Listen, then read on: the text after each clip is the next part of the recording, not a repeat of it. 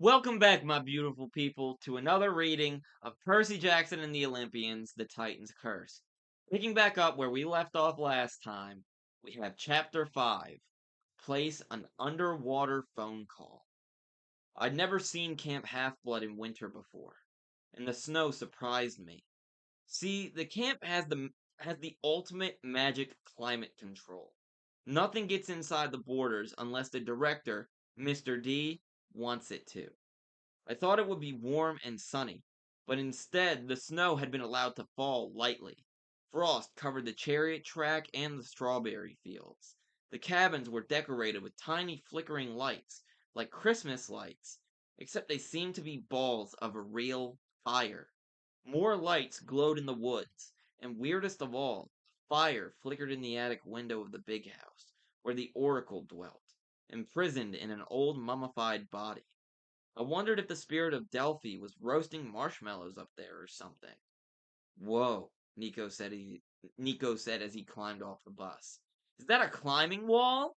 Yeah, I said. Why is there lava pouring down it? Little extra challenge. Come on, I'll introduce you to Chiron. Zoe, have you met?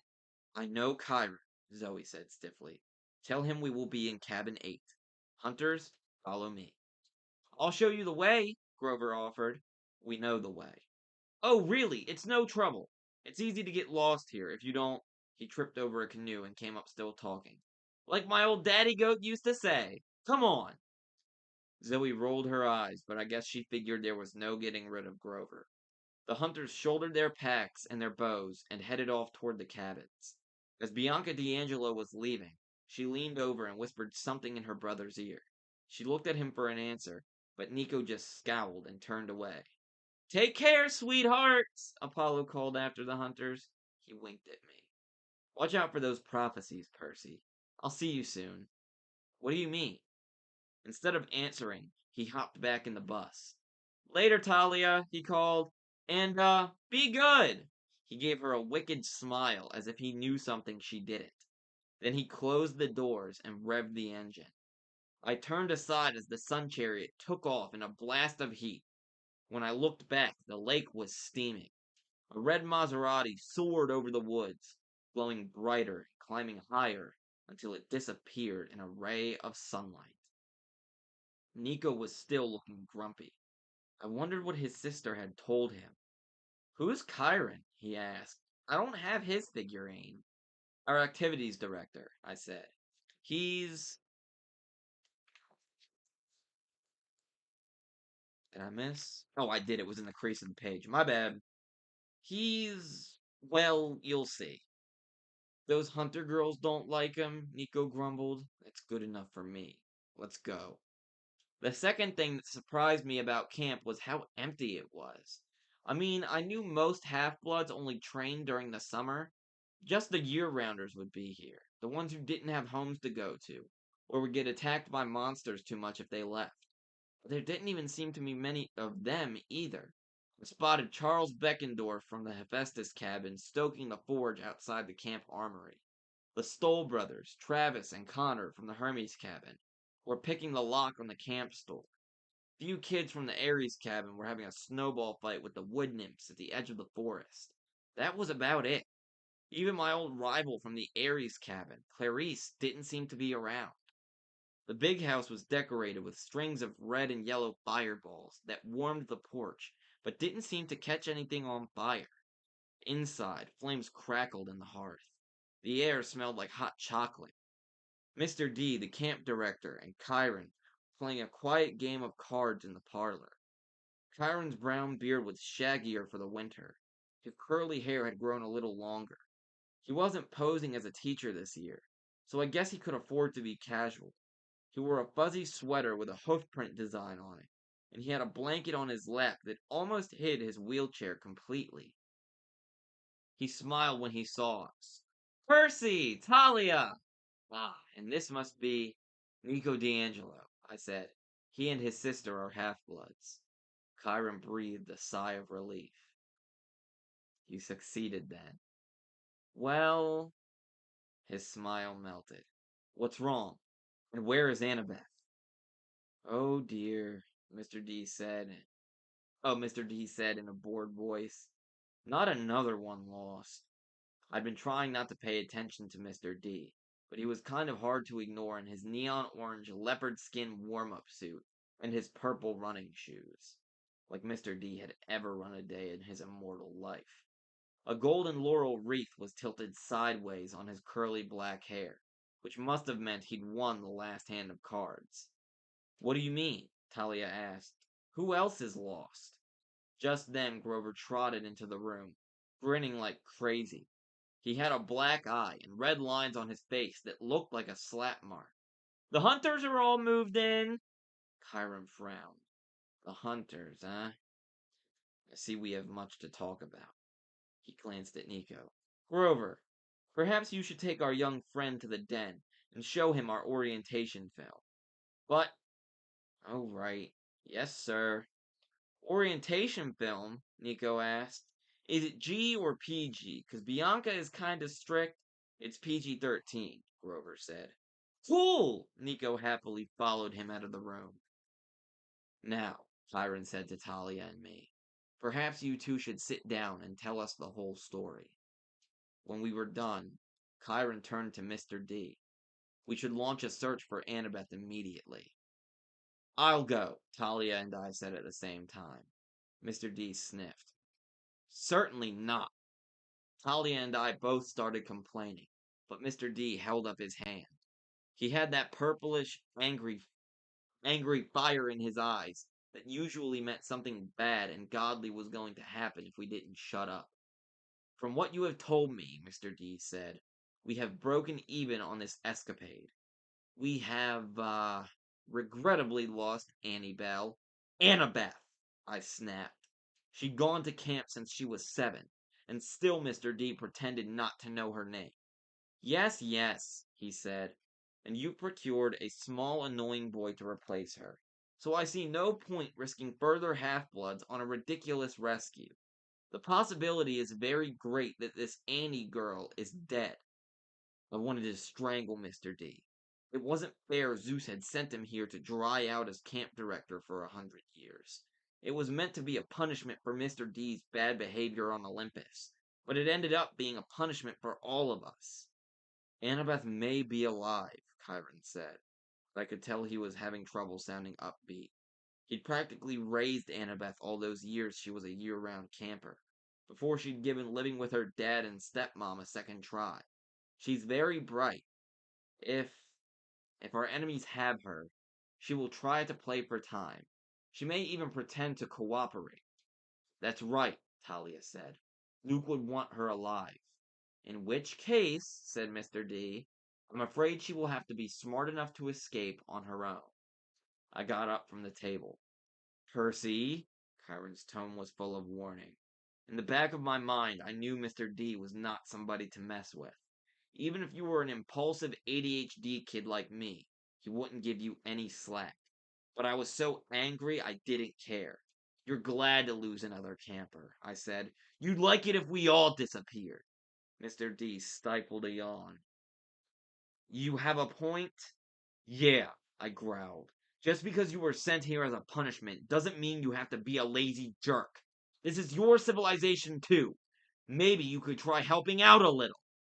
For a second, there was no sound except the crackle of the fire. The light reflected in Mr. D's eyes, giving him a sinister look. He opened his mouth to say something, probably a curse that would blast me to smithereens, when Nico burst into the room, followed by Grover. So cool! Nico yelled, holding out his hands out to Chiron. You're a centaur! Chiron managed a nervous smile. Yes, Mr. D'Angelo, if you please. Though I prefer to stay in human form in this wheelchair for, first encounters. And whoa! He looked at Mr. D. You're the wine dude? No way! Mr. D turned his eyes away from me and gave Nico a look of loathing. The wine dude? Dionysus, right? Oh, wow! That's your figurine! My figurine. In my game, Mythomagic. A holofoil card, too. And even though you've only got like 500 attack points and everybody thinks you're the lamest god card, I totally think your powers are sweet. Ah, Mr. D seemed truly perplexed, which probably saved my life. Well, that's gratifying. Percy, Chiron said quickly. You and Talia go down to the cabins, inform the campers we'll be playing Capture the Flag tomorrow evening. Capture the flag? I asked. But we don't have enough. It is a tradition, Chiron said. A friendly match whenever the hunters visit. Yeah, Talia muttered. I bet it's real friendly. Chiron jerked his head toward Mr. D, who was still frowning as Nico talked about how many defense points all the gods had in his game. Run along now, Chiron told us. Oh, right, Talia said. Come on, Percy. She hauled me out of the big house before Dionysus could remember that he wanted to kill me. You've already got Ares on your bad side, Talia reminded me as we trudged toward the cabins. You need another immortal enemy? She was right. My first summer as a camper, I'd gotten in a fight with Ares, and now he and all his children wanted to kill me. I didn't need to make Dionysus mad, too. Sorry, I said. I couldn't help it. It's just so unfair. She stopped by the armory and looked out across the valley. Toward the top of Half Blood Hill, Pine Tree was still there, the golden fleece glittering in its lowest branch. The tree's magic still protected the borders of camp, but it no longer used Talia's spirit for power. Percy, everything is unfair, Talia muttered. Sometimes I wish. She didn't finish, but her tone was so sad I felt sorry for her. With her ragged black hair and her black punk clothes, an old wool overcoat wrapped around her, she looked like some kind of huge raven, completely out of place in the white landscape. We'll get Annabeth back, I promised. I just don't know how yet. First, I find out that Luke is lost, she said. Now, Annabeth, don't think like that. You're right, she straightened up. We'll find a way. Over at the basketball court, a few of the hunters were shooting hoops. One of them was arguing with a guy from the Ares cabin. The Ares cabin had his hand on his sword, and the hunter girl looked like she was going to exchange her basketball for a bow and arrow any second. I'll break that up, Talia said. You circulate around the cabins. Tell everybody about Capture the Flag tomorrow. All right, you should be team captain. No, no, she said. You've been at camp longer. You do it. We can, co-captain or something. She looked about as comfortable with that as I felt, but she nodded. As she headed for the court, I said, Hey, Talia. Yeah? I'm sorry about what happened at Westover. I should have waited for you guys. It's okay, Percy. I probably would have done the same thing. She shifted from foot to foot, like she was trying to decide whether or not to say more. You know, you asked about my mom and I kinda snapped at you. It's just, I went back to find her after 7 years, and I found out she died in Los Angeles. She was a heavy drinker, and apparently she was out driving late one night about 2 years ago, and Talia blinked hard. I'm sorry. Yeah, well, it's not like we were ever close. I ran away when I was 10. Best 2 years of my life were when I was running around with Luke and Annabeth. But still, that's why you had trouble with the sunban. She gave me a wary look. What do you mean? The way you stiffened up. You must have been thinking about your mom, not wanting to get behind the wheel. I was sorry I'd said anything. Talia's expression was dangerously close to Zeus's the one time I'd seen him get angry. Like any minute her eyes would shoot a million bolts. Yeah, she muttered. Yeah, that must have been it. She trudged off toward the court, where the Ares camper and the hunter were trying to kill each other with a sword and a basketball. The cabins were the weirdest collection of buildings you've ever seen. Zeus and Hera's big white columned buildings, cabins 1 and 2, stood in the middle, with 5 gods' cabins on the left and 5 goddesses' cabins on the right. So they all made a U around the central green and the barbecue hearth. I made the rounds, telling everybody about Capture the Flag. I woke up some Ares kid from his midday nap, and he yelled at me to go away.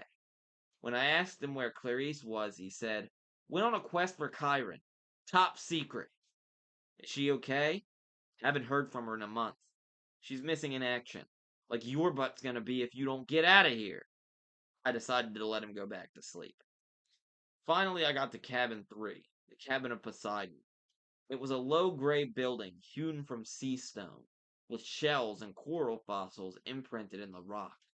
Inside, it was just as empty as always, except for my bunk. A minotaur horn hung on the wall next to my pillow. I took Annabeth's baseball cap out of my backpack and set it on my nightstand. I'd give it to her when I found her, and I would find her. I took off my wristwatch and activated the shield. It creaked noisily as it spiraled out. Dr. Thorne's spikes had dented the brass in a dozen places. One gash kept the shield from opening all the way, so it looked like a pizza with 2 slices missing. The beautiful metal pictures that my brother had crafted were all banged up. And the picture of me and Annabeth fighting the Hydra, it looked like a meteor had made a crater in my head. I hung the shield on its hook next to the Minotaur horn, but it was painful to look at now. Maybe Beckendorf from the Hephaestus cabin could fix it for me. He was the best armorsmith in camp. I'd ask him at dinner. I was staring at the shield when I noticed a strange sound, water gurgling, and I realized there was something new in the room. At the back of the cabin was a big basin of gray sea rock, with a spout like the head of a fish carved in stone. Out of its mouth burst a stream of water, a saltwater spring that trickled into the pool. The water must have been hot, because it sent mist into the cold winter air like a sauna. It made the room feel warm and summery, fresh with the smell of the sea. I stepped up to the pool. There was no note attached or any or there was no note attached or anything, but I knew it could only be a gift from Poseidon. I looked into the water and said, "Thanks, Dad." The surface rippled. At the bottom of the pool, coins shimmered, a dozen or so golden drachma. I realized what the fountain was for. It was a reminder to keep in touch with my family.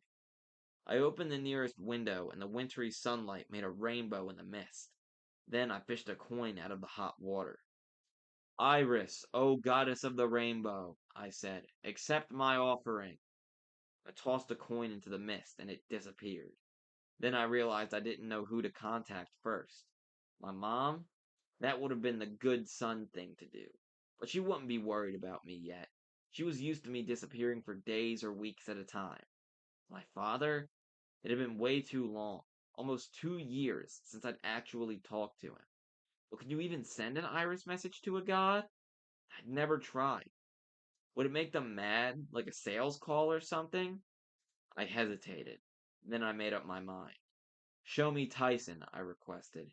"The forges of the Cyclops." The mist shimmered, and the image of my half-brother appeared. He was surrounded in fire, which would have been a problem if he weren't a Cyclops. He was bent over an anvil, hammering a red-hot sword blade. Sparks flew and flames swirled around his body. There was a marble-framed window behind him, and it looked out onto dark blue water, the bottom of the ocean. "Tyson!" I yelled. He didn't hear me at first because of the hammering and the roar of the flames. "Tyson!" He turned, and his one enormous eye widened. His face broke into a crooked yellow grin. "Percy!" He dropped the sword blade and ran at me, trying to give me a hug. The vision blurred, and I instinctively lurched back. "Tyson, it's an Iris message. I'm not really here."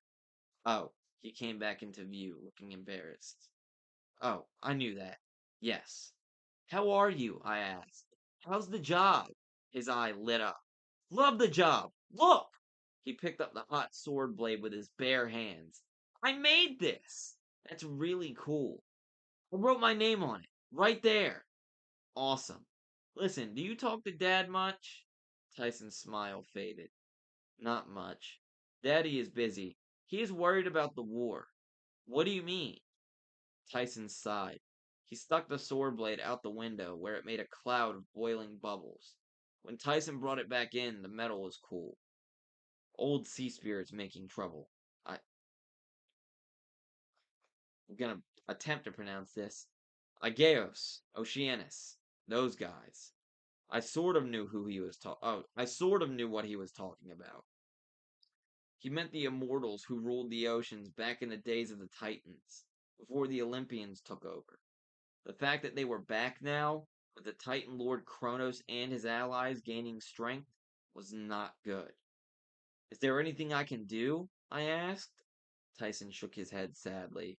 We are arming the mermaids. They need 1,000 more swords by tomorrow. He looked at his sword blade and sighed. Old spirits are protecting the bad boat. Princess Andromeda? I said. Luke's boat?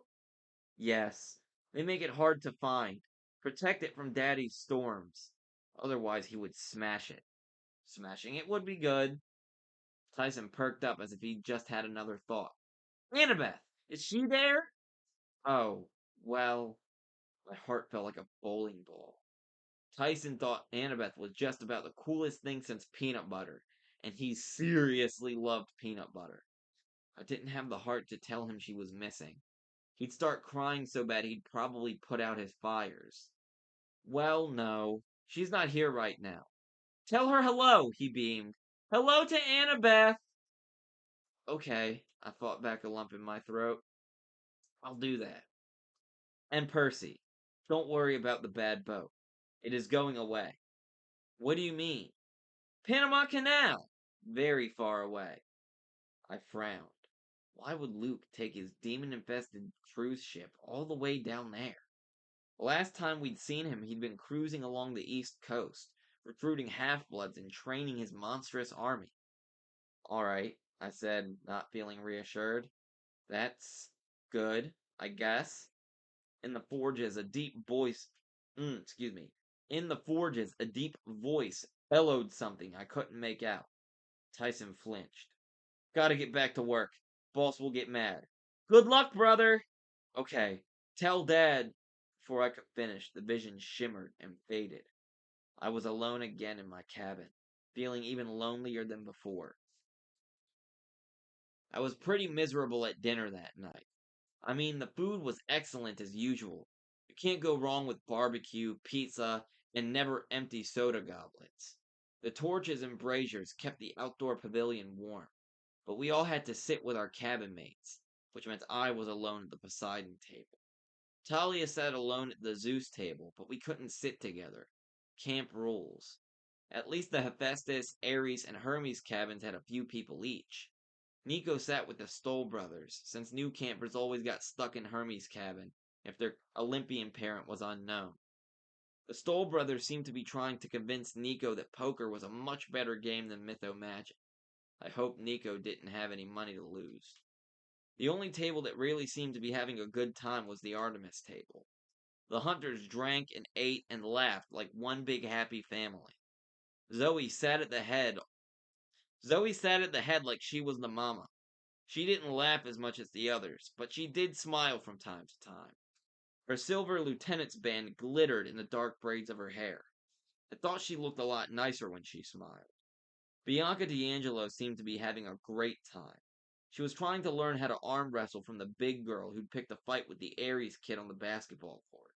The bigger girl was beating her every time, but Bianca didn't seem to mind. When we'd finished eating, Chiron made the customary toast to the gods and formally welcomed the hunters of Artemis. The clapping was pretty half-hearted. Then he announced the Goodwill Capture the Flag game for tomorrow night, which got a lot better reception.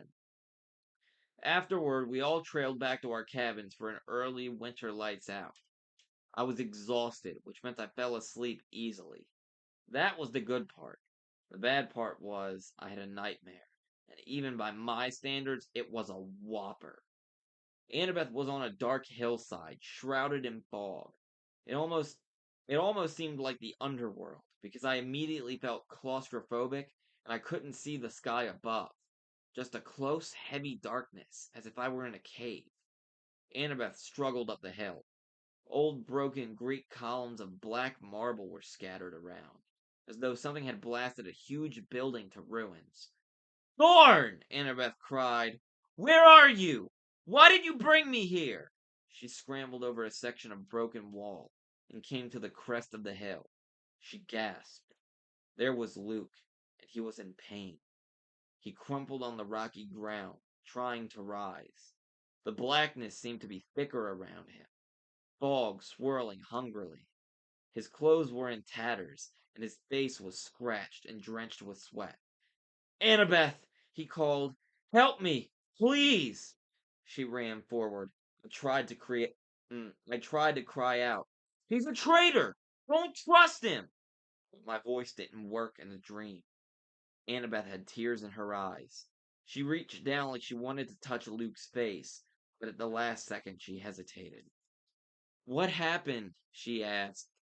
They left me here, Luke groaned. Please, it's killing me. I couldn't see what was wrong with him. He seemed to be struggling against some invisible curse, as though the fog were squeezing him to death. Why should I trust you? Annabeth asked. Her voice was filled with hurt. You shouldn't, Luke said. I've been terrible to you. But if you don't help me, I'll die. Let him die. Let him die! I wanted to scream. Luke had tried to kill us in cold blood too many times. He didn't deserve anything from Annabeth. Then the darkness above Luke began to crumble, like a cavern roof in an earthquake. Huge chunks of black rock began falling. Annabeth rushed in just as a crack appeared, and the whole ceiling dropped. She held it somehow. Tons of rock. She kept it from collapsing on her and Luke, just with her own strength. It was impossible. She shouldn't have been able to do that. Luke rolled free, gasping. Thanks, he managed.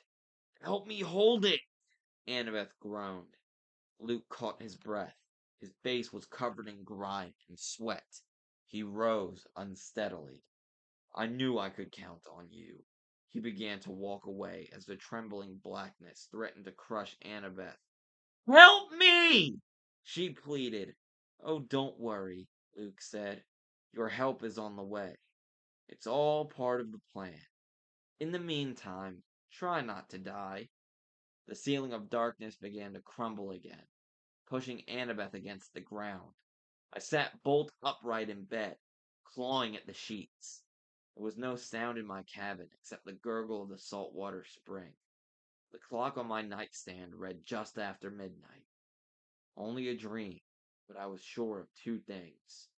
Annabeth was in terrible danger, and Luke was responsible. End of chapter 5.